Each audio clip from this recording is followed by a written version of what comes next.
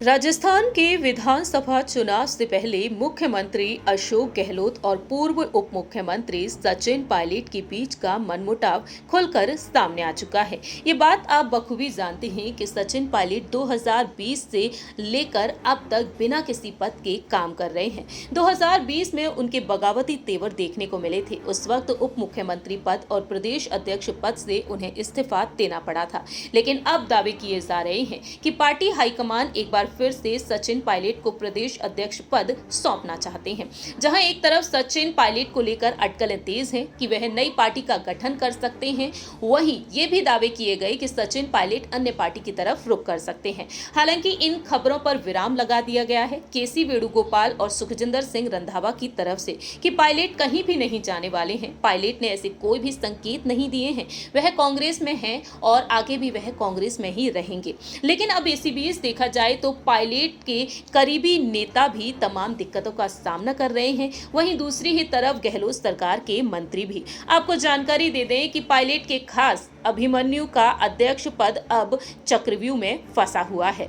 दरअसल यूथ कांग्रेस की नई कार्यकारिणी के लिए मतदान किया गया था। तकरीबन 2 महीने लग गए थे और चुनाव को पारदर्शी तरीके से कराए जाने की बात भी सामने आई। 13 मई को नतीजे सामने आए, लेकिन सवाल खड़े हो गए। सुधींद्र मूंड और यशवीर सूरा दोनों अध्यक्ष पद के लिए चुनावी मैदान में थे। इन चुनाव में देखने को मिला कि पहले स्थान पर रहे अभिमन्यु पूनिया और दूसरे और तीसरे स्थान पर रहे सुधींद्र मूंड और यशवीर सूरा। लेकिन अब देखा जाए तो यहां पर यूथ के कांग्रेस के लिए अध्यक्ष पद के लिए हुए चुनाव में सबसे आगे रहे अभिमन्यु पूनिया का कहना है कि अभी 15 दिन का समय बीत गया है। उम्मीद है कि जल्द ही कोई फैसला होगा। राजस्थान यूथ कांग्रेस के प्रभारी मोहम्मद शाहिद का कहना रहा कि अभी दिल्ली में राष्ट्रीय कार्यकारिणी की बैठक चल रही है।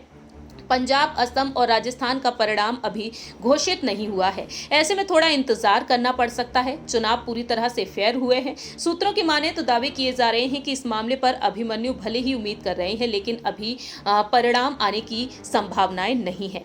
अभिमन्यु सचिन पायलट को अपना नेता मानते हैं। जो स्थिति बनी हुई है, ऐसे में कुछ संभव नहीं है। दरअसल आपको बता दें कि चुनाव में कुल वोटिंग तकरीबन 20 लाख से ज्यादा हुई और काउंटिंग के दौरान 7,70,000 वोट ही काउंट किए गए। ऐसे में 12,30,000 वोटों को खारिज कर दिया गया। तो अब देखा जाए तो अभिमन्यु को लेकर जो बात सामने आई है, यहाँ पर अभिमन्यु ने जीत हासिल की, लेकिन दावे ये तक किए गए हैं कि अभी तक दिल्ली में इन्हें इंटरव्यू के लिए बुलाया तक नहीं गया और अभी 15 दिनों का समय दिया जा रहा है। तो अभिमन्यु भी गुटबाजी के चक्कर में फंस चुके हैं। 29 मई के दिन मल्लिकार्जुन खड़गे के आवास पर अहम बैठक हुई, जिसमें सचिन पायलट, सुखजिंदर सिंह रंधावा, अशोक गहलोत, केसी वेणुगोपाल और राहुल गांधी मौजूद रहे। यहां पर इस विवाद को सुलझाने की कोशिश की गई। केसी वेणुगोपाल ने इस बैठक के बाद साफ किया कि दोनों ही वरिष्ठ नेता मिलकर चुनाव लड़ेंगे, लेकिन देखा जाए तो पायलट अब भी अड़े हुए हैं अपनी मांगों पर। ऐसे में देखा जाए तो न सिर्फ पायलट बल्कि पायलट के खास मंत्रियों की मुश्किलें भी बढ़ती हुई नजर आ रही हैं। दावे तो ये तक किए गए हैं कि विधायकों के टिकट काटे जा सकते हैं,